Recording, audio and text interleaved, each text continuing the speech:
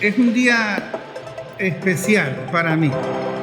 Todos los días son especiales, pero hoy en particular porque tengo la oportunidad de comentar este libro con amigos muy cercanos, con amigos que me conocen de hace muchos años, con amigos con los que he tenido conversaciones políticas y también porque uno no se da cuenta con el pasar del tiempo que uno va cumpliendo como ciclos. Y entonces cuando uno ve hacia atrás, se da cuenta uno de lo constante que uno ha sido en algunos temas. Y yo en el tema petrolero he sido insistente en que no ha sido suficiente el conocimiento que tiene el venezolano de la historia de su industria petrolera.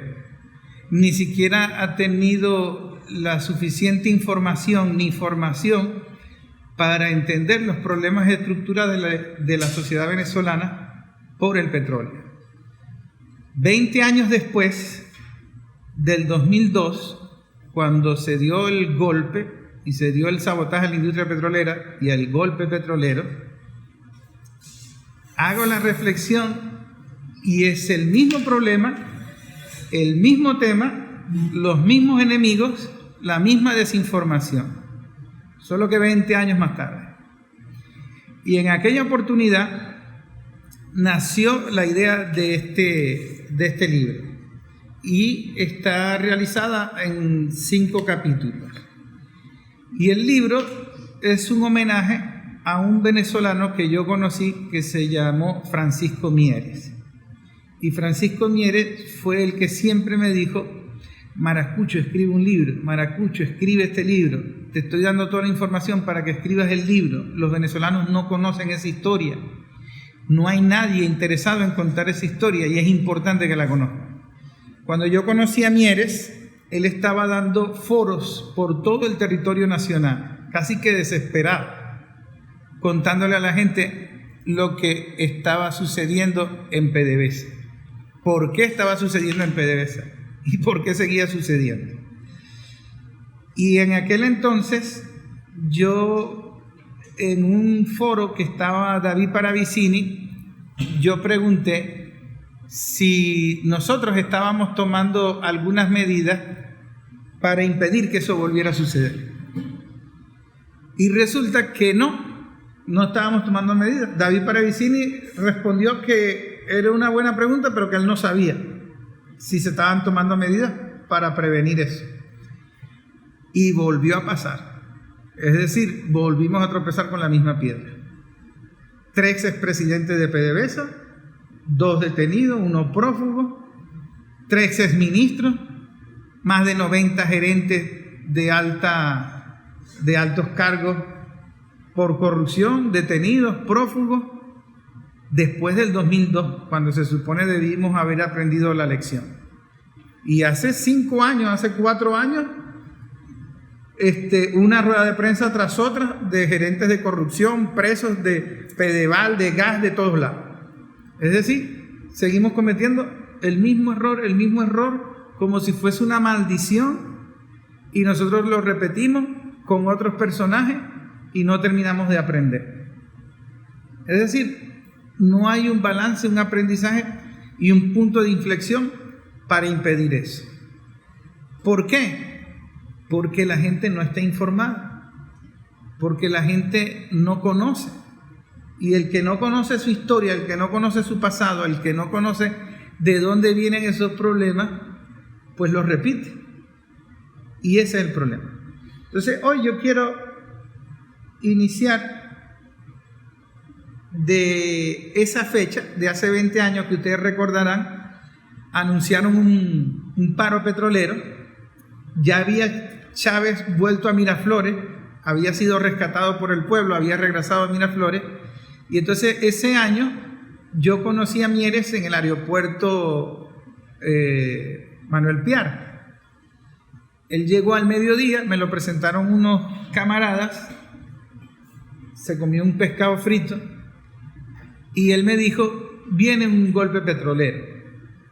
Y yo le planteé: eso es imposible porque Chávez fue rescatado y Chávez tiene el control, ya se depuró la Fuerza Armada. Y él me dijo, viene un golpe petrolero y en este país quien controla PDVSA controla el Estado. Y Chávez todavía no tiene control de PDVSA. Es más, dudamos de que tenga información de qué sucede en PDVSA. En ese entonces el argumento era que Chávez estaba violando la meritocracia dentro de PDVSA y que estaba llevando al país a un despeñadero, y entonces todos los trabajadores de PDVSA estaban en contra de eso y se estaban declarando en huelga. Pero eso no era verdad. La verdad era que Chávez, a lo mejor sin saberlo, estaba poniendo el dedo en la llaga con las 42 leyes habilitantes. Y entre esas leyes habilitantes había una ley de hidrocarburos. Y entonces el presidente de PDVSA en ese entonces, Parra Luzardo, tenía que aplicar la ley, la nueva ley que se estaba aprobando, y eso estaba tocando unos intereses históricos de PDVSA. Y es una historia que se explicó, se analizó, y a la gente se le olvidó, y a las nuevas generaciones no se las contaron, y entonces el problema se volvió a repetir.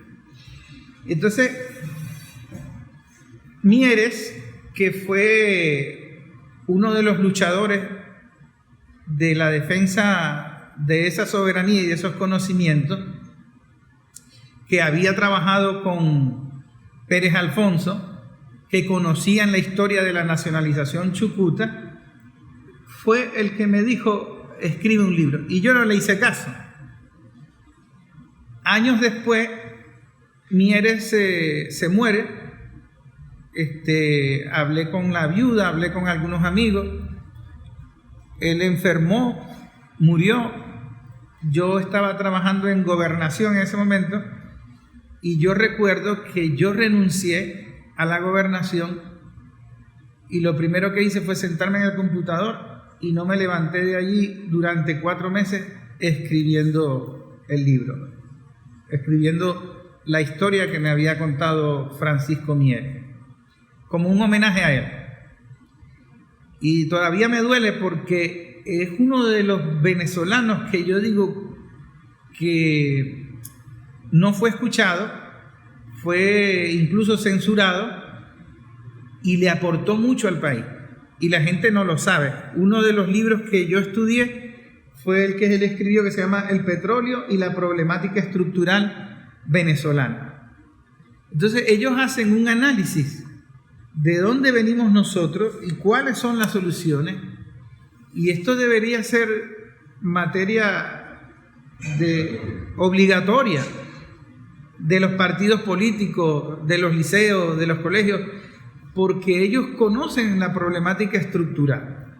Incluso ni siquiera Chávez llegó a comprenderla tan bien como él, porque ellos tuvieron pugna de llegar a Chávez.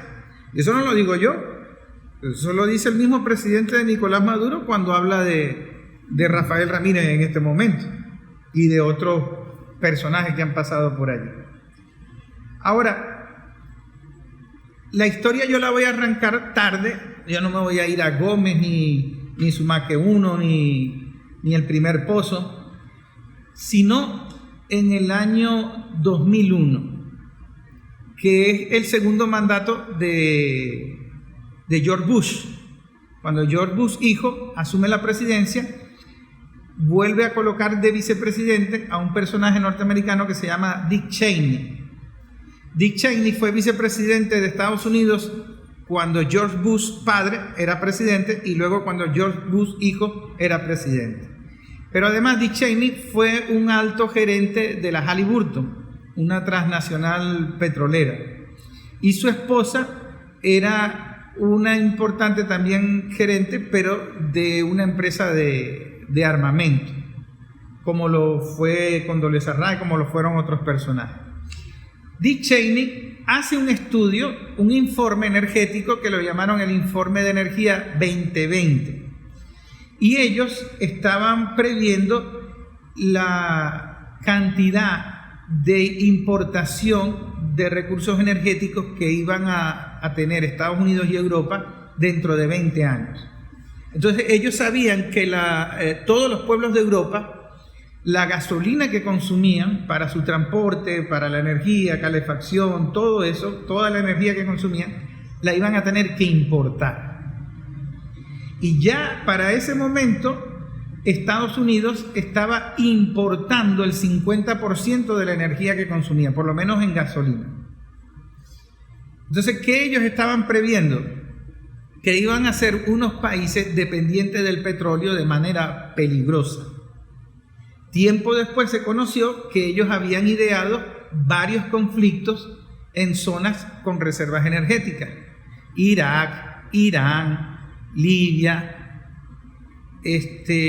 Venezuela, y esas guerras se empezaron a dar. Y esas guerras se empezaron a dar de manera paulatina con unas excusas mediáticas ridículas, como las armas de destrucción masiva, y estaban previstas en una estrategia a largo plazo por el informe 2020. Del año 2020 ya ellos estaban previendo que la situación iba a estar en crisis energética, porque el petróleo es la sangre de la economía mundial.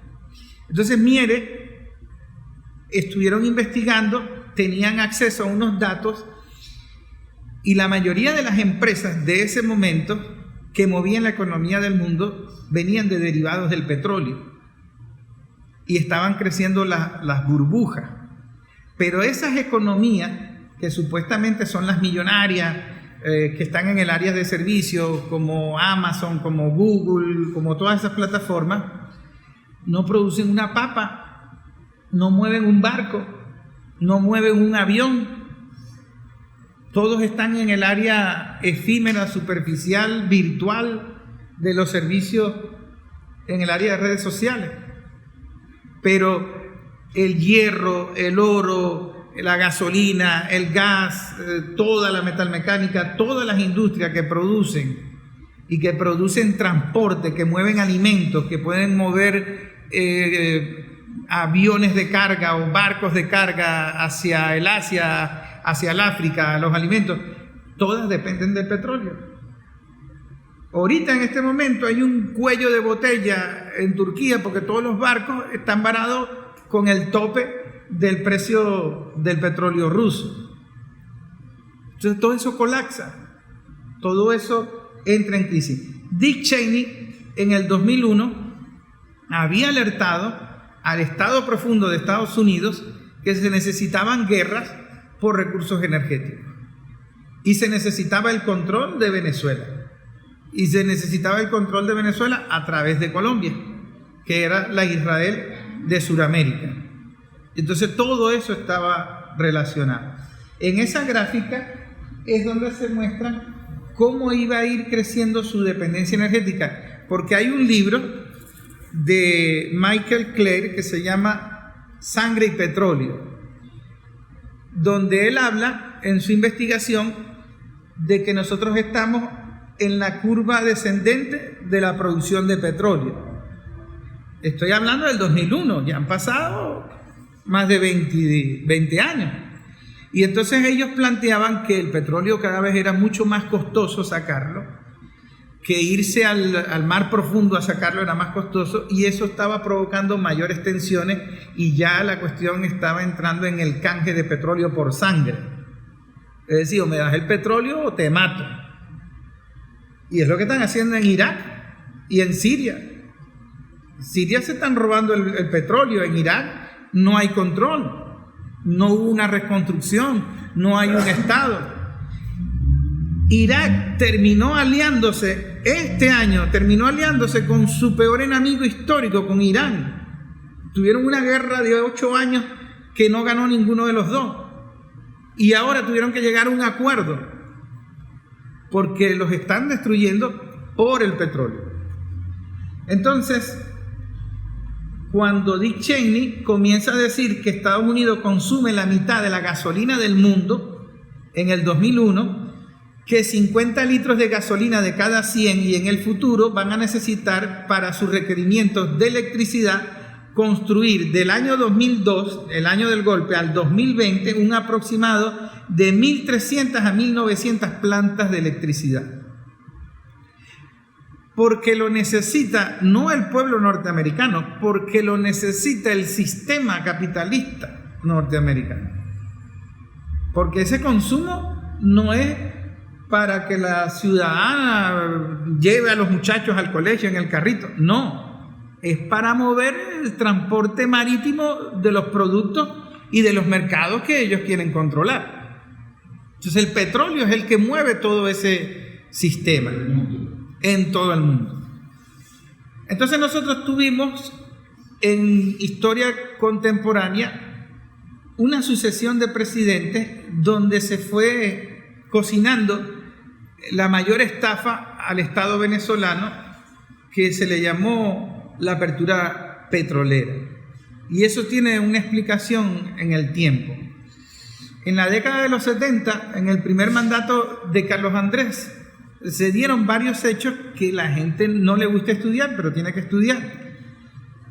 Se dio la revolución iraní. Irán estaba controlada por una monarquía, un shah, una dictadura allí, y el pueblo iraní se rebela. Ya en el año 75, 76, ya el pueblo iraní no aguantaba más. Pero eso estaba sucediendo en otros países con recursos energéticos. Había sucedido con Egipto, había sucedido en otras partes. Y Estados Unidos en ese momento se da cuenta que no pueden seguir dominando los pueblos con reservas energéticas si no concedían cierta autonomía en la producción petrolera, en el negocio petrolero.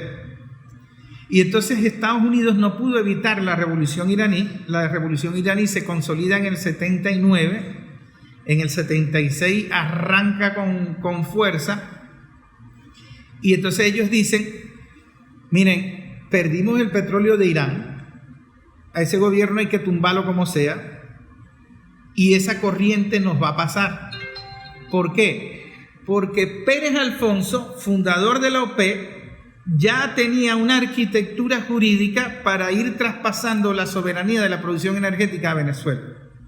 Y ya estaba de alguna manera definiendo la estrategia de cómo Venezuela iba a ir adquiriendo tecnología y conocimiento para poder controlar la industria petrolera. Pérez Alfonso, que era muy respetado en el mundo petrolero, estaba avanzando en eso. Y entonces Estados Unidos se planteó, si nosotros no nos ponemos pilas, Venezuela va a imitar a Irán y nos vamos a tener que reventar con Venezuela también en ese conflicto. Entonces es mejor que nosotros le nacionalicemos el petróleo a los venezolanos y nosotros hagamos esa nacionalización. De manera que la nacionalización del petróleo venezolano la hacen los gringos, la diseñan los cuerpos jurídicos gringos, Estados Unidos, y le tumban el plan que tenía Pérez Alfonso. Y entonces cuadran con Carlos Andrés Pérez en su primer mandato la nacionalización. Carlos Andrés Pérez ni se molestó en leer eso porque eso le vino de los Estados Unidos. Y aprobaron la nacionalización chucuta de PDVSA. Entonces Carlos Andrés Pérez, que tampoco era un niño de pecho, era un político muy astuto, tenía ascendencia incluso en la izquierda latinoamericana de la época, porque el aprismo de Perú veía a Carlos Andrés Pérez como uno de los líderes latinoamericanos. Incluso la guerrilla colombiana respetaba mucho a Carlos Andrés Pérez. Siendo un hombre muy astuto, le tocó una época histórica clave en Venezuela. ¿Por qué? Le tocó la nacionalización chucuta de PDVSA, por lo cual le entró muchos ingresos al Estado venezolano. Le tocó el conflicto de Irán, esa rebelión de Irán que aumentó los precios del crudo, la guerra del Golfo, y le tocó incluso los primeros pasos hacia la guerra de Irán-Irak, que empezó en los 80, duró como hasta el 89. Y entonces él pudo recibir todo ese dinero. Y por eso él creó la Gran Mariscal de Ayacucho y regaló carros. O sea, fue una bonanza, fue el Tabarato de Amedó, fue una época en que nosotros manejábamos mucho dinero. La Gran Venezuela. Pero además de eso, él se endeudó porque él pidió prestado y entonces, teniendo plata, teniendo flujo de caja, agarró más deuda y entonces él tuvo una Venezuela de gran bonanza. Y comenzaron grandes proyectos. Pero el venezolano de a pie no sabía qué estaba sucediendo. Luego viene Luis Herrera Campín. Y Luis Herrera Campín, con una directiva de PDVSA corrupta hasta los tuétanos, que ya había diseñado un modelo de evasión fiscal, tienen mucho dinero, les entra mucho dinero, están en plena guerra Irán-Irak, y entonces ellos deciden devaluar la moneda, el Viernes Negro del 83. ¿Y para qué sirvió ese control de cambio de Venezuela el Viernes Negro del año 83? Para sacar los dólares del país, pero los dólares que entraban por PDVSA. Y el autor de ese plan de evasión fiscal fue Calderón Berti, el que estaba hasta hace poco en Monómeros en Colombia. Entonces Calderón Berti, me dice Mieres que Calderón Berti se disfrazaba de jeque y prendía los cigarros con los billetes de 500 bolívares en esa época. Eran tipos corruptos que estaban al control de PDVSA, que era un Estado dentro del Estado. Entonces ellos devalúan la moneda, provocan el Viernes Negro y sacan todos esos dólares del país, que eran evasión fiscal, eran dólares de la industria petrolera. Y luego se inventa, como había mucho dinero todavía, había mucho que robar, que no querían que entrara en el fisco nacional. Entonces ellos dicen, ¿cómo hacemos para robarnos todo esto? Y se inventan la apertura petrolera. ¿Y en qué consiste la apertura petrolera? En hacer unas inversiones a través de PDVSA en todo el mundo, sobre todo comprando refinerías. Y esas refinerías eran como la inversión de PDVSA hacia la apertura de la industria petrolera venezolana. Entonces compraron refinerías que eran chatarra y que además procesaban petróleo liviano que Venezuela no produce. Entonces tenía que comprarle el petróleo a los mexicanos para procesar el petróleo mexicano en las refinerías venezolanas que no servían para nada. Uno de los proyectos de esa refinería era comprar el 50% de la empresa, de la refinería, y dar un adelanto por ese 50%. Chávez, en diciembre del 2002, un grupo de gerentes de PDVSA lo intentaron sacar del gobierno, darle el golpe de Estado, porque las leyes que él estaba aplicando, asesorado por Parra Luzardo, era para impedir que PDVSA siguiera evadiendo el fisco nacional y siguiera evadiendo el fisco con los costos operativos y con la apertura petrolera. ¿Por qué? Porque todo el mundo obtenía ganancias de sus ventas del petróleo. Pecmes, la industria petrolera mexicana, le daba mayor aporte al fisco nacional que Venezuela, siendo que nosotros vendíamos más que ellos. Y no se explicaban eso. El que investigó eso fue el padre de Rafael Ramírez, que hizo una investigación y demostró cómo se evadía el fisco en PDVSA. Eso fue lo que intentó impedir Chávez en ese momento y le dieron el golpe. Entonces les recordaba que la nacionalización chucuta y todo ese conflicto internacional permitieron mucho dinero que ingresara al país. Carlos Andrés Pérez termina su mandato, Luis Herrera comienza la apertura petrolera y comienzan la compra de las refinerías. Entonces, antes, durante la guerra de Irán-Irak, PDVSA logró acumular en caja un aproximado de 5.000 millones de dólares que no fueron declarados al fisco nacional. ¿Qué hicieron con esos 5.000 millones de dólares? Se los tenían que robar, tenían que lavar todo ese dinero. El Viernes Negro les permitió lavar dinero, pero todavía sí quedó mucho dinero por lavar. Y es cuando ellos dicen que tienen que ir a la apertura petrolera, a comprar la refinería. Cuando van a comprar la refinería, ellos dan en el 83 un 50% de adelanto, que significan 250 millones de dólares. Por el 50% de la empresa. Pero resulta que entra Jaime Lucinchi en la presidencia, lo primero que hace es mandar a investigar ese contrato y él descubre que ese no es el valor, que el valor real de ese 50% no es de 250 millones de dólares, sino de 28 millones de dólares. Y entonces Jaime Lucinchi dice, no, nosotros no vamos a comprar ese 50% y en 250 millones de dólares menos, si eso lo que valen son 28 millones de dólares. Entonces ellos deciden, ya Jaime Lucinchi, los ADECO, deciden que van a comprar solamente 29%, pero ya no van a pagar 250 millones, sino que van a pagar 320 millones de dólares.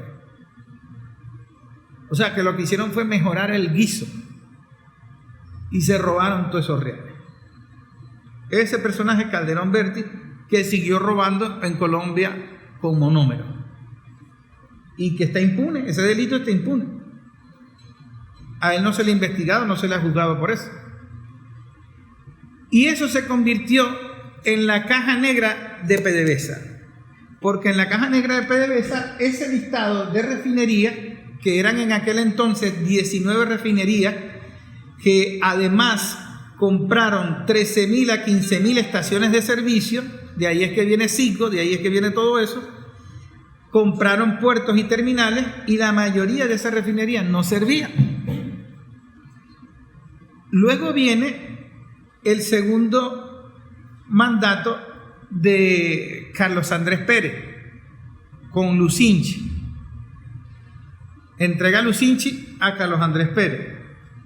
Y en ese momento Carlos Andrés Pérez comienza a aplicar el paquete neoliberal. Pero Carlos Andrés Pérez tenía una coyuntura distinta. ¿Por qué? Porque Carlos Andrés Pérez comenzó a armar un equipo técnico, esos que llaman Chicago Boy, pero eran gente que no era del partido político de él, no eran de Acción Democrática, no eran militantes, eran técnicos, y entonces comenzó a tener una fricción interna con su propio partido. Y entonces en ese momento Miguel Rodríguez, Gustavo Rosen, que fueron los más mediáticos por el tema de CanTV, por el tema del paquetico neoliberal, comienzan a aplicarnos las recetas neoliberales, que era una mutación del capitalismo y que nosotros estábamos tragándonos en América Latina, el que el Estado ya no sirve para nada, que la empresa privada es la que debe salvar la economía. Todo eso nos lo estábamos tragando nosotros, de Chile para acá. Y entonces Carlos Andrés apostó a eso, a privatizar todo, a vender todo a precio de gallina flaca, y con esos reales supuestamente atender al país. Pero el país no le aguantó ni un día, ni un año. O sea, el país se fue a la calle con el caracazo. Entonces Carlos Andrés Pérez tenía una carta bajo la manga, que Carlos Andrés Pérez sí conocía la historia de PDVSA, y Carlos Andrés Pérez sí sabía que había dinero debajo del colchón en los bancos norteamericanos, en las cuentas número 1 del Manhattan Bank de PDVSA. Entonces cuando Carlos Andrés Pérez, por vía legal, como presidente, quiso tocar el dinero de las cuentas de PDVSA en Nueva York, le dijeron que no, que eso era un problema del gobierno, no de PDVSA, y le dieron su puñalada trapera, que no lo tumbó Chávez, lo tumbó su propio partido, con PDVSA, con el sector económico, y lo sacan del poder. Y entonces entra Caldera en ese proceso que todos ustedes conocen, supuestamente una elección comprada, y Caldera le da visto bueno a la parte 2 de la apertura petrolera con Luis Justi. Y Luis Justi se va a las universidades, ahí fue donde yo lo conocí, cuando fue a la Universidad del Zulia, a argumentar por qué debíamos hacer una apertura petrolera mucho mayor que la que habíamos hecho. Y entonces él comienza a eliminar las filiales de PDVSA y elimina Lagoven, elimina Maraven, empieza a fusionar todo eso. Pero en un sentido lógico del capitalismo, cuando tú fusionas las empresas, abaratas los costos. Este no.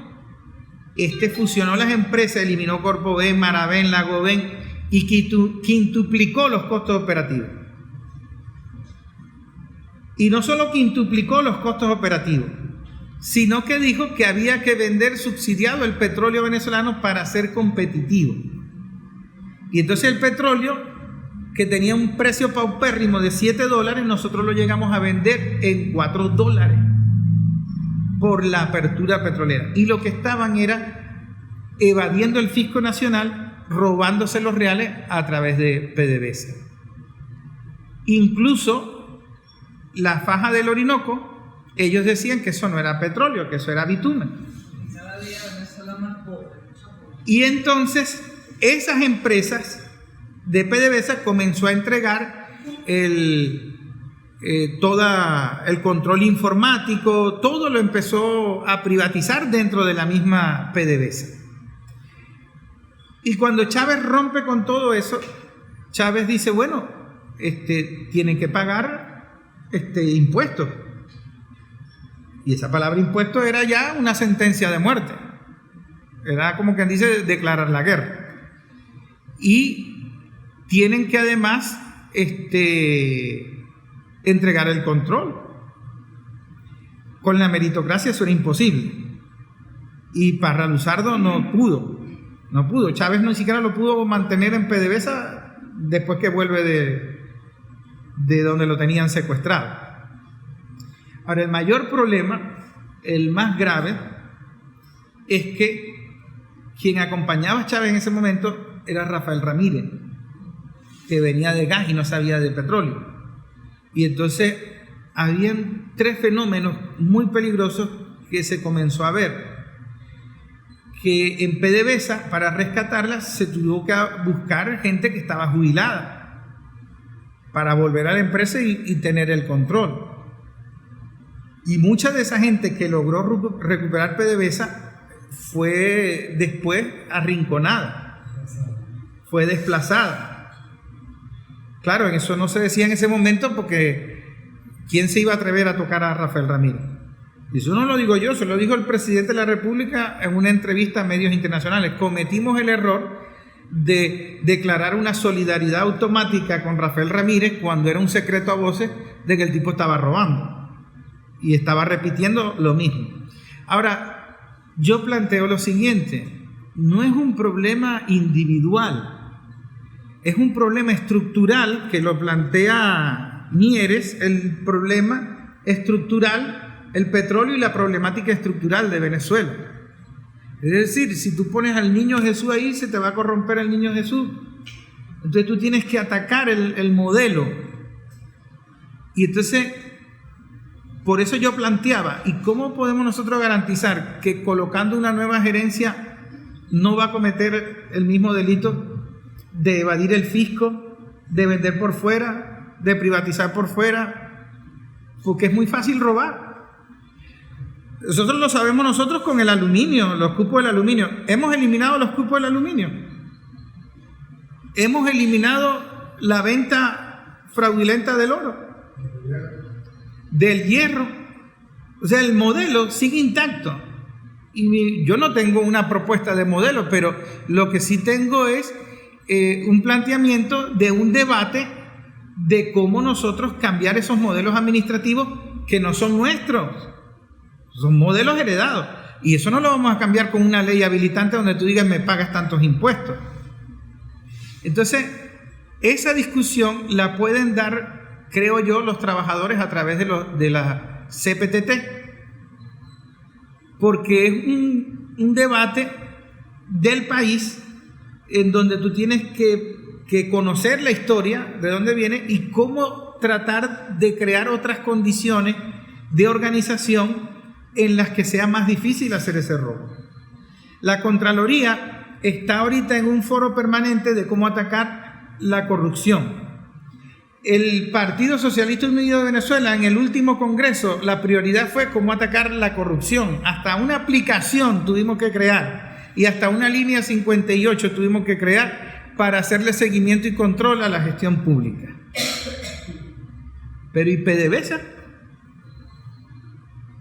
Lo que más me preocupó a mí son las ruedas de prensa del fiscal Tarek William dando lista de los gerentes involucrados en corrupción y durante y después de la muerte de Chávez. Y las declaraciones del actual presidente de PDVSA dando detalles de cómo Rafael Ramírez robó todos esos pocos reales a través de PDVSA. Es la misma fórmula de evasión fiscal. Y entonces nosotros metemos preso a la gente, porque en este país jamás se metía preso un ministro. Bueno, aquí se han metido presos 3, más. Hasta el de defensa cayó. Pero, los abogados me corregirán, la corrupción no es un problema que tú lo puedes resolver después de manera punitiva. La corrupción también es un problema cultural, es un problema educativo, es un problema de prevención, formativo. Y ahí es donde yo veo ausente el debate. Entonces yo digo que el Ministerio de Cultura tiene que estar involucrado en ese debate, porque la cultura no es solamente calixo, gaita y joropo. La cultura es lo que está aquí en la mente del venezolano, conocer la historia contemporánea y de alguna manera encontrar un espacio donde nosotros podamos debatir cómo culturalmente podemos atacar eso, cómo administrativamente podemos crear otro modelo administrativo y cómo evitar que sigamos repitiendo la misma historia. En el libro hay otro capítulo que es el tema de Colombia, porque el tema de Colombia está relacionado también con PDVSA, también con todo eso, pero está relacionado con una estrategia de la doctrina Monroe, una estrategia que había denunciado el presidente de Estados Unidos en su alocución de despedida, un general, héroe de guerra, que no era tampoco ningún santo, que se llamó Eisenhower. Eisenhower, cuando se despide de la Casa Blanca, de la presidencia, y le habla a los norteamericanos, creo que fue en el 61, Eisenhower advierte que hay un complejo militar industrial que es muy peligroso, que está creciendo, que está teniendo control en las decisiones del Estado norteamericano y está violando los derechos civiles de los norteamericanos. Lo dijo él, eso está en una locución grabada. ¿Y en qué consiste ese complejo militar industrial? Muy sencillo, crear guerras para vender armas. Entonces, la industria más próspera en Estados Unidos es la venta de armas, hasta el punto de que la venta de armas llegó a los colegios. Es el único país donde se han dado mayor cantidad de tiroteos en los colegios. Entra un niñito con una AR-15 semiautomática y mata a 12 muchachos, mata a 15 muchachos.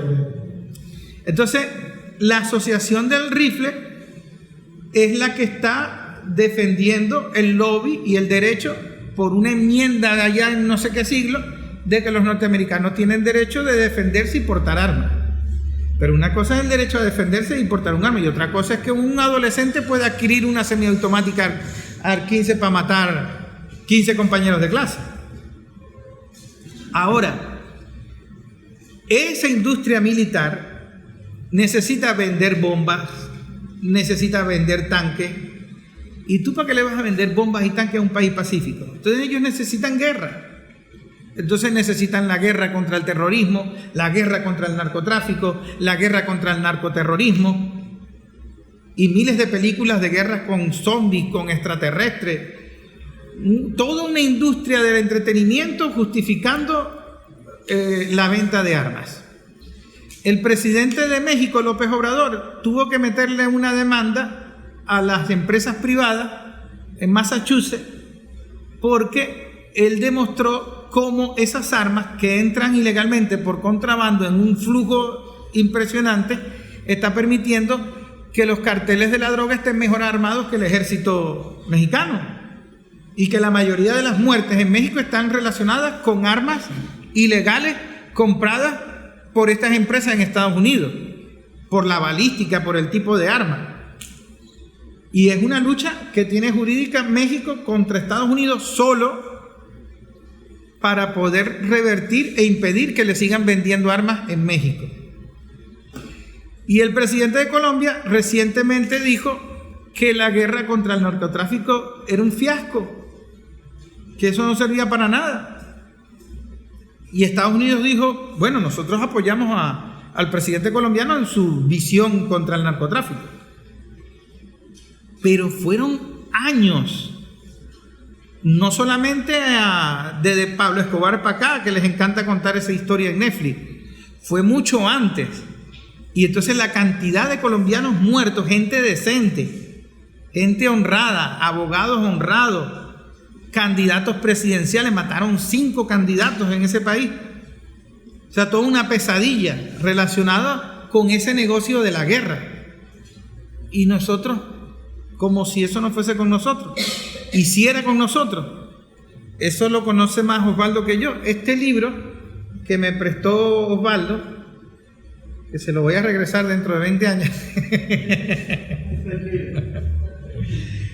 es muy interesante porque esta investigación hace un análisis de la estrategia imperial, de cómo ellos tienen una estrategia de mantener el caos para seguir sacando rentabilidad del negocio de la guerra. Eso tiene un nombre, eso lo llamaron keynesianismo militar, porque ellos planteaban que la guerra era lo que te permitía hacer crecer la economía y atacar los problemas estructurales del capitalismo, de la hiperinflación, a través de la guerra. El término keynesianismo militar son unas teorías económicas aplicadas a la guerra, al negocio de la guerra. Entonces, ¿en qué consiste? Que ellos dicen, nosotros en el año 29, en la Gran Depresión, el presidente de Estados Unidos, Roosevelt, él tiene un plan para atacar la pobreza por las burbujas que habían explotado. Entonces, él pone un límite a la ganancia. Él dice, aquí todo empresario privado tiene que tener un límite a la ganancia. No puede ganar más de tanto. Creo que era un 30%, imagínense ustedes. Lo que se llamó el nuevo ideal. El nuevo ideal.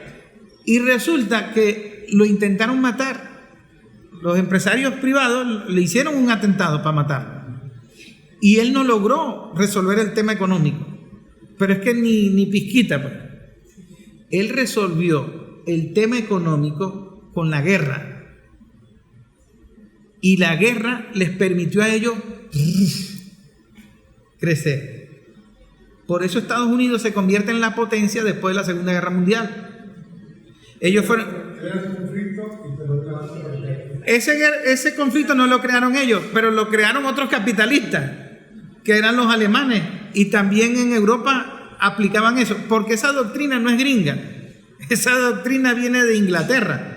Los gringos lo que hicieron fue copiar la doctrina de Inglaterra, de vivir de la guerra. Históricamente han vivido del saqueo, desde los indígenas. Nosotros no. ¿Cómo creció España? El capítulo 3 del libro Golpe Petrolero 2002 habla de Colombia, la Israel de Sudamérica. Y decía Madeleine Albright, que era la secretaria de Estado de Estados Unidos del año 97 al 2001, si tenemos que usar la fuerza es porque somos americanos. Nosotros somos la nación indispensable. Cuando nosotros podemos cambiar las cosas, debemos hacerlo y el resto del mundo debe seguir esta línea. Eso lo dijo la secretaria de Estado de Estados Unidos del 97 al 2001, Madeleine Albright, que la entrevistaron y le dijeron si se justificaba que murieran 500,000 de niños iraquíes por el bloqueo a Irak, y ella dijo que sí, por el bloqueo, las sanciones. Ahora, en Guayana hacen un foro en el Colegio de Ingenieros Y hay un colombiano, un profesor universitario, que da una exposición del Plan Colombia, la historia del Plan Colombia, que está relacionado con todo esto que hemos hablado. Yo lo entrevisto, el personaje es como muy misterioso, esquivo, qué sé yo. Después le hago una entrevista por correo y años después resultó que era Rodrigo Granda, que estaba acá, clandestinamente. Y entonces yo no sabía, y yo lo entrevisté y era el que llaman el canciller de las FARC. Entonces cuando yo lo entrevisto, él me comienza a hablar del conflicto colombiano. Por eso yo digo, nosotros cometemos un error si vemos Colombia como que es un problema de los colombianos aparte. Ese error no lo cometió Bolívar. Bolívar no lo veía como un problema de los colombianos, Bolívar lo veía como un problema de todos. Y entonces, él me dice que el tema de la tierra, la reforma agraria en Colombia, que fue frustrada, que nunca se hizo, va dando origen a un conflicto. Y él me explica que ellos intentaron hacer como un plan Marshall en Colombia para poder, pacificar el país, pues. Porque desde los años 20, mucho antes de que apareciera Gaitán, el tema agrario era trágico. O sea, estaban matando a los campesinos para quitarles las tierras. Y eso no lo estaba haciendo no solamente el Estado, lo estaban haciendo transnacionales. Había una empresa norteamericana que se llamaba Fruit Company. Y esa Fruit Company mataba a los trabajadores y le montaban una huelga bananera, los mataba. Y ellos comenzaron a contratar como un servicio privado, los que llamaban los pájaros. Y entonces esos pájaros eran los paramilitares. Y entonces Gaitán, en la década del 40, del 30, comienza a recibir esas denuncias. Porque Gaitán era un abogado liberal que perdió las primarias del Partido Liberal cuando intentó ser candidato. Él tuvo una idea, algo parecido a Chávez con el PSUV, pero cuando tú lees a Gaitán, que él pierde las primarias, él se da cuenta que él no iba a ser candidato nunca en el Partido Liberal porque era un partido cogollérico. Entonces él decía que eso tenía que ser un partido del pueblo. Y la estrategia política de Gaitán era abrir las puertas para que entrara todo el pueblo a ser militante del partido. Y lo estaba logrando. Pero él era muy buen abogado, había ganado unos casos que le habían dado importante renombre, tenía una oratoria que impactaba. Y entonces todos esos campesinos a los que él les estaba abriendo la puerta del Partido Liberal fueron llegando uno por uno a decirle lo que estaba sucediendo en el campo colombiano. O sea, cómo estaban aterrorizando al campesino, quitándoles las tierras, la Free Company y todo esto. Y él agarra esa lucha, agarra la bandera de esa lucha. Y entonces es cuando él comienza a avanzar dentro del Partido Liberal con esa fuerza campesina. Hizo una marcha que llamaban de las antorchas que impresionó a todo el mundo. Y ese iba a ser presidente de Colombia. Y el día que nació la OEA, lo mataron a él. Ahora, esa frustración se fue agravando en Colombia. Los colombianos, que tienen una histórica resistencia, ellos buscaron apoyo en Europa y entonces crearon un plan Marshall ahí medio chiquito que lo llamaron Santa Fe I. Eso me lo cuenta Rodrigo Granda. Entonces los europeos, que también estaban interesados en invertir en Colombia, porque a los franceses les encanta Colombia, y entonces ellos querían apoyar con recursos un plan de Marshall en Colombia que lo llamaron Santa Fe I. Y después hicieron una versión 2, Santa Fe 2, y después hasta que llegaron al Santa Fe 4. Pero eso llegó al Congreso de Estados Unidos. Y el Congreso de Estados Unidos dijo, ni 1, ni 2, ni 3, ni 4, ese plan no va. Y entonces Estados Unidos armó lo que ellos llamaron el Plan Colombia. Entonces, ese plan Marshall, que le llamaron el Plan Colombia, contra el narcotráfico y todo eso, todo el componente social que estaba planteándose la guerrilla con los europeos como para negociar, Estados Unidos lo cambió y quedó un porcentaje mínimo social. Porque la tesis de los europeos con la guerrilla era que si hacía una inversión importante en lo social, se podía bajar un poco la violencia, la presión. Entonces estos le dieron fue énfasis al armamento, a la guerra contra el narcotráfico. Y entonces ese Plan Colombia se convirtió en otro fraude. Se robaron esos reales. Eso fue como una PDVSA en la que agarraron todos esos reales y se los robaron. Y lo que hicieron fue agudizar el conflicto con la entrada de las bases militares y con la inmunidad jurídica de los soldados norteamericanos. Y eso lo que hizo fue empeorar el conflicto. Y hasta el sol de hoy apenas se está conociendo esa historia. Entonces, él pasa al tema de los paramilitares. Y es una cosa muy curiosa porque los paramilitares existían desde antes de Gaitán. Para que la gente no le guste estudiar. Les llamaban pájaros. Y entonces era gente que iba a la iglesia los domingos, que tenía su familia, que tenía su finca, pero que mataba a campesinos como inversión, pues, para poder tener control de tierra. Y el Estado lo permitía. Y si había un candidato presidencial o un equipo político que quería cambiar eso, los asesinaban. Entonces hubo un acuerdo con la guerrilla, porque la guerrilla obviamente deciden irse al monte a defenderse. Y entonces ellos hacen un acuerdo y le dicen, bueno, vamos a hacer una propuesta política. Y ellos crean la Unión Patriótica. Y la Unión Patriótica tenía un componente de las FARC, porque la paz era con la FARC. Y los masacraron a todos. 3 candidatos presidenciales se los mataron. Bernardo Jaramillo, Jaime Pardo Leal, que era un abogado, era candidato presidencial, lo mataron. Entonces, en lugar de Pardo Leal, mataron al padre de Iván Cepeda. Cuando matan al padre de Iván Cepeda, ponen a Pardo Leal a liderar la Unión Patriótica, lo asesinan.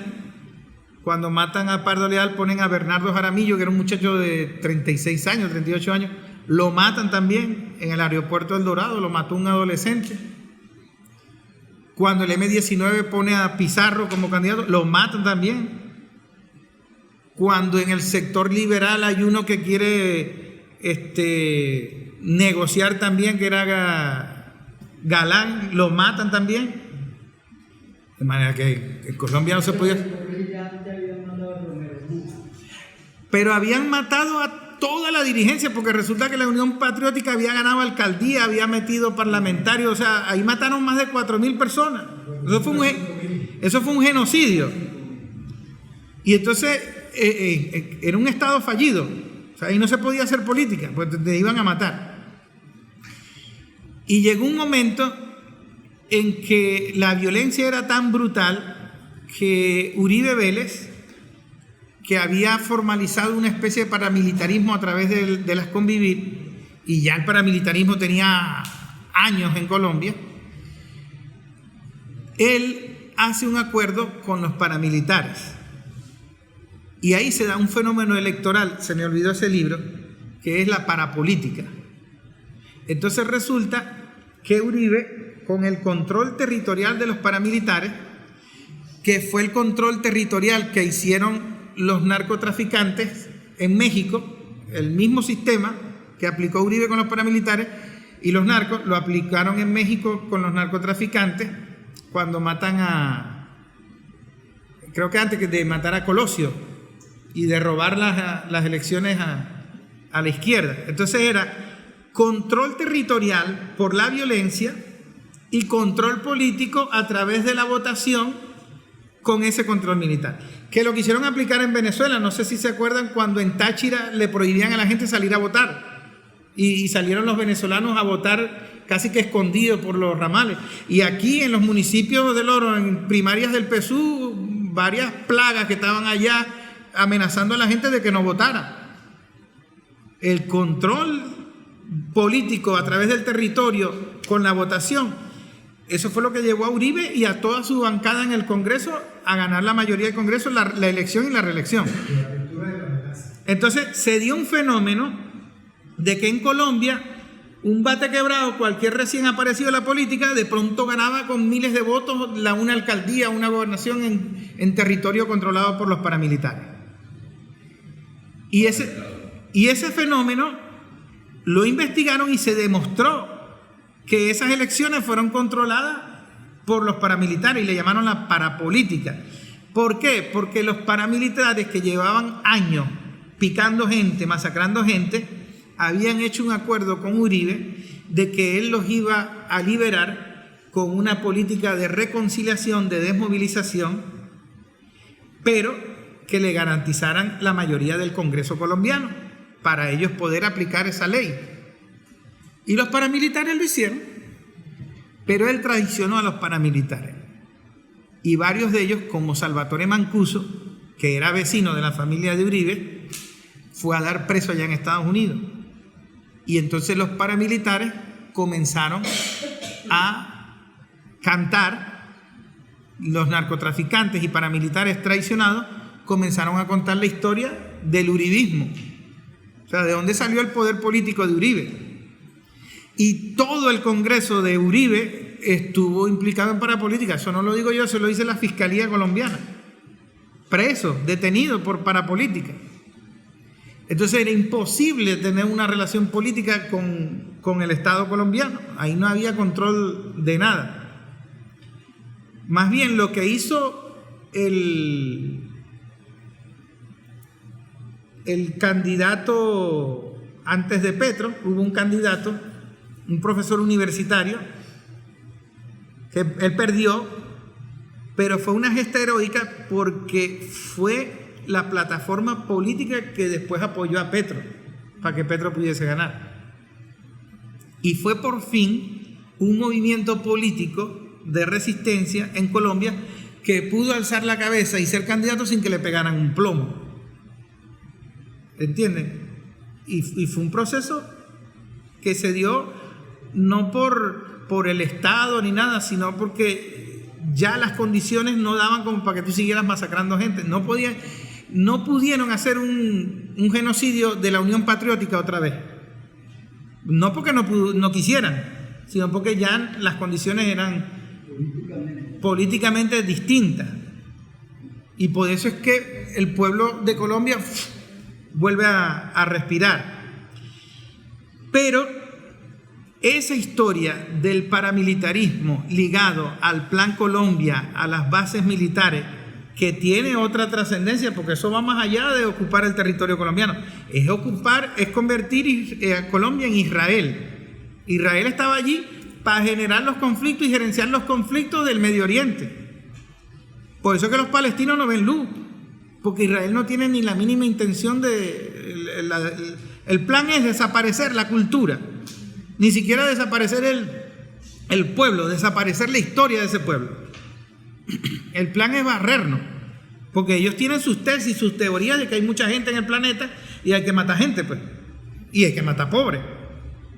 Entonces, esa variable paramilitar en Colombia es lo que no le permitía a Chávez avanzar aquí en lo político y en lo militar en un momento determinado.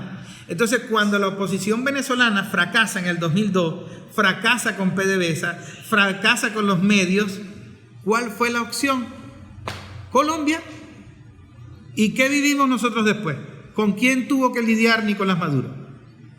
¿Con Uribe? ¿Con Santos? ¿Con Duque? ¿Con mercenarios? Pero una cosa descarada, o sea, que te muestren en los medios de comunicación un contrato firmado como si se tratase de un contrato inmobiliario y el contrato es matar al presidente, matar varios dirigentes y apoderarse del gobierno. Eso decía el contrato. Y entonces los medios de comunicación descaradamente debatiendo el contrato, como si fuese debatir, qué sé yo, una ley inmobiliaria. Y uno decía, pero oye, tú estás hablando de un contrato para matar a una persona. ¿Por qué se dio eso? Ya sabemos que Colombia es la Israel de Sudamérica. O sea, es a través desde Colombia donde iba a terminar de matar la revolución bolivariana. Y no se pudo, entre otras razones que se han estudiado mucho, por la unión cívico-militar, etc. Pero no quiero profundizar en ese tema. Quiero tocar el otro capítulo del que yo hablo, que son los medios de comunicación. Porque ese golpe petrolero fue un golpe mediático también. Y entonces los medios de comunicación son clave para esto. Porque tú necesitas la industria militar, pero necesitas la industria mediática para que te justifique la narrativa de esa industria militar. O sea, te justifique la narrativa de la guerra. Si yo te voy a matar, yo tengo que justificarlo. Si te voy a matar ilegalmente, tengo que justificarlo. Es decir, mira, él me quiere agredir, entonces yo tengo que matarlo antes de que me agreda. Y en el 2001, y aquí hay otro libro que fue el que mencionó Chávez en la ONU, ¿se acuerdan? De Noam Chomsky, Hegemonía y Supervivencia. En el 2001, Estados Unidos comienza a aplicar una doctrina jurídica que es la guerra preventiva. Es decir, yo sospecho o tengo la tesis de que tú tienes el poder de agredirme. Entonces, antes de que tú me agredas, yo te tengo que escoñetar. Eso lo plantea Chomsky como un control mundial, una cosa descarada. Y los pueblos de alguna manera que tenían reservas petroleras, como Rusia, ellos subestimaron eso. Esto no se van a atrever a... Y entonces cayó Hussein, cayó Gaddafi, iban por Siria, y los iraníes, cuando vieron que iban entrando a Siria, ellos sabían que Siria era el camino para caerles a ellos.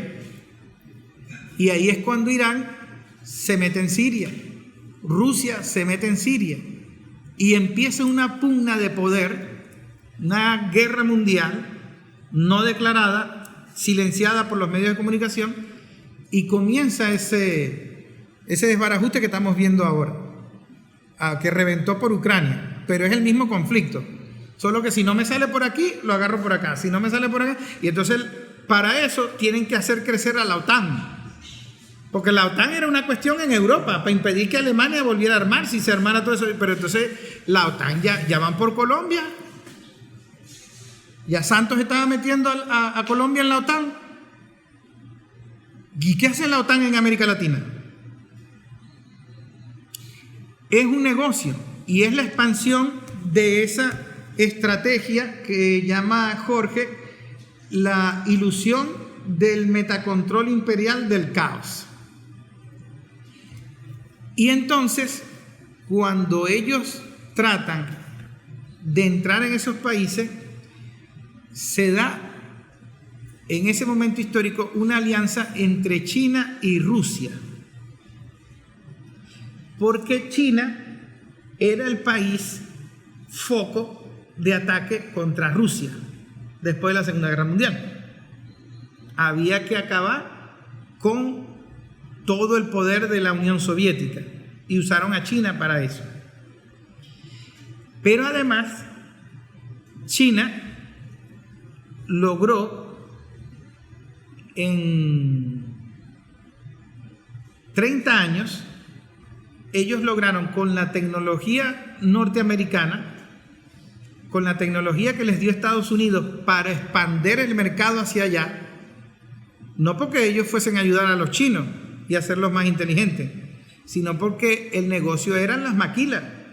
O sea, el negocio era producir con mano de obra barata. Y para la producción de mano de obra barata tenías que mandar las empresas ensambladoras de microchip y todo eso para allá. Entonces ellos querían el mercado de Asia y todo eso. Y ya tenían el control. Por este lado se estaban inventando el Tratado de Libre Comercio del ALCA. Entonces llega Chávez, interrumpe ese proyecto del gran mercado, donde el Estado no servía para nada, todo lo controlaba la empresa privada, y con el control del libre mercado y del comercio, era una mutación del capitalismo para apoderarse del mundo, para tener el control del mercado, de la producción, del transporte, de todo y de los recursos energéticos. Pero Rusia comienza a ver el desarrollo económico de China. Por un periodista brasileño que se llama Pepe, no recuerdo el apellido, pero él hace un análisis muy interesante. Él plantea que China comienza a estudiar el fenómeno de Singapur y ellos comienzan a desarrollar en sus regiones costeras cómo podían ellos aplicar modelos de producción que le permitiesen el crecimiento hacia adentro de China y la exportación, con microchip, con ese poco de cosas. Y ellos comienzan a desarrollar ese modelo industrial. Y Rusia, después de la caída de la Unión Soviética, de la traición de Gorbachov, de todo ese desastre, hay un sector de la KGB y político y empresarial privado que ven la manera de cómo sobrevivir al desastre que les quedó, imitando el modelo chino. Y ellos comienzan a tratar de ganar mercado y hacen una alianza con China como de 30 años. Estoy hablando de la década de los 50, 60, 70, y ellos comienzan a hacer esa alianza. Pero en la historia contemporánea, Rusia ya iba por Europa, controlando el mercado europeo. Es decir, se estaba cumpliendo lo que decía Dick Cheney en el 2001, que Europa va a tener que importar toda la gasolina que consume, todo el petróleo que consume, Europa entera lo tenía que importar. ¿Y a quién se lo iba a importar? A los rusos. Y los rusos llegaron a un acuerdo con sus enemigos históricos, los alemanes, y montaron un gasoducto de Rusia a Alemania para darle gas a toda Europa. Y entonces Estados Unidos dijo, oye, eso no se puede permitir. Eso lo dijo descaradamente Donald Trump. No, nosotros los mantenemos ustedes y ustedes van a hacer negocio con los alemanes. ¿Y qué dijo Elio Abrams en el Congreso, en la Cámara de Representantes? Nosotros no podemos permitir que Venezuela construya vivienda sin el capital privado gringo. Entonces ese gobierno hay que hacerle la vida imposible. Y eso es una doctrina. Acaban de sacar el de Perú. Entonces, no lo dejaron gobernar nunca. Y a Petro también le van a hacer la vida imposible. Y a Lula, bueno, ya se están comunicando hasta con los extraterrestres, pues. La oposición de Lula se comunica con los extraterrestres para pedir. El conflicto es energético y lo está demostrando lo que está sucediendo. Entonces, ese conflicto energético relacionado con lo que nos pasó a nosotros en PDVSA, es vital que lo debatamos, que se lo informemos a la gente, porque nosotros no podemos tener una apertura petrolera otra vez, no podemos tener un Rafael Ramírez otra vez. ¿Y qué estamos haciendo nosotros para impedirlo? ¿O cómo está cambiando ese modelo? No hay garantía. Por lo menos el debate permite tener a todo el mundo en alerta, porque es una alerta temprana, porque hay una crisis migratoria mundial, hay una crisis climática mundial, hay una crisis económica mundial y hay una crisis política y comunicacional. Entonces, en el capítulo comunicacional yo planteo que la comunicación está cambiando culturalmente. Hay una nueva cultura comunicacional donde nosotros estamos peor que antes. El multimillonario dueño de la empresa Tesla, Musk, compró Twitter y él está dando a conocer los archivos de Twitter, los archivos de la línea editorial de Twitter, cómo censuraban gente, creaban una lista negra Entonces él está demostrando que Twitter agarraba una lista negra y decía, ninguna de esta información sale en Twitter. Y las redes sociales no tienen legislación, no tienen control. No tienen límite. Y entonces, ¿qué hizo Facebook? Facebook agarró toda la información, toda la data y se la entregó a empresas privadas para incidir en las elecciones. Entonces, Analytics, que es una empresa británica,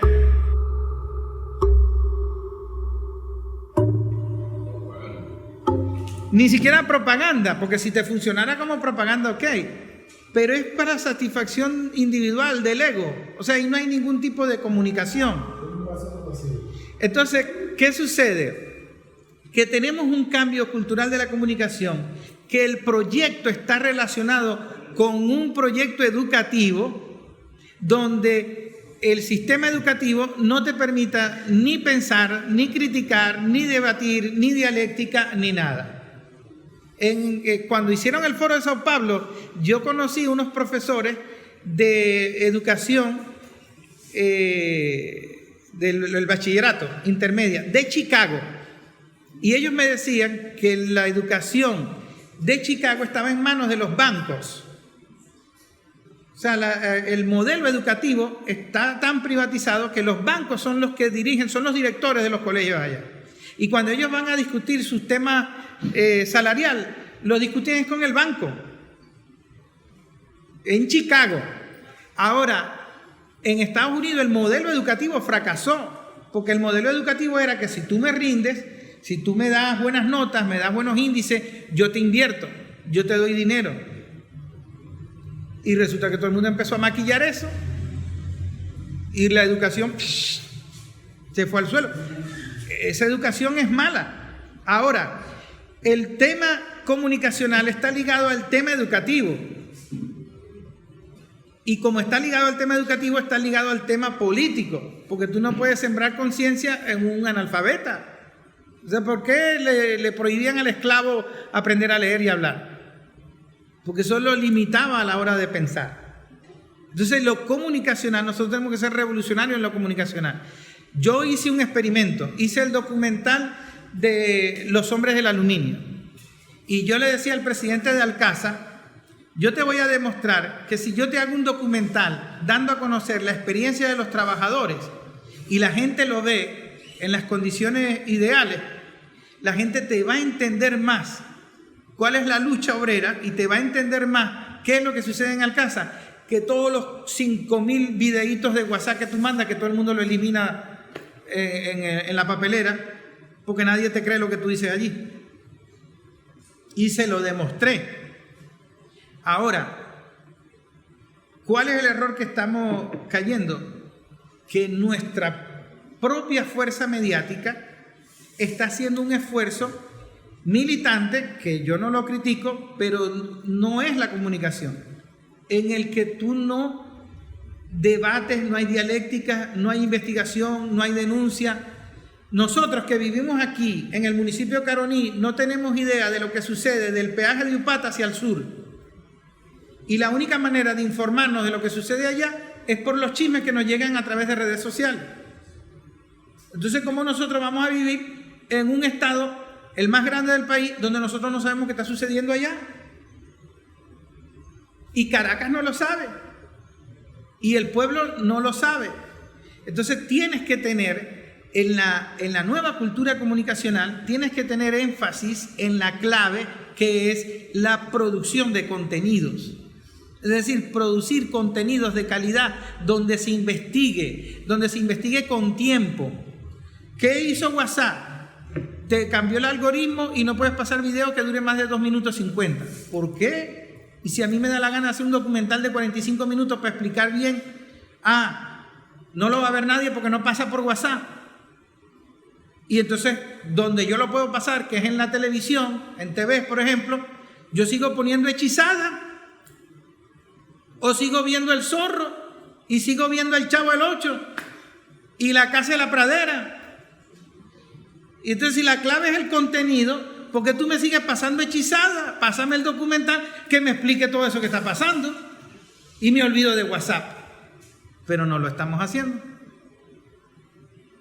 Entonces me voy a ir a YouTube, y si me voy a YouTube, le trabajo gratis a YouTube y le regalo todo el contenido para que YouTube haga tremendo negocio con la venta, la visualización, y Venezuela está bloqueada.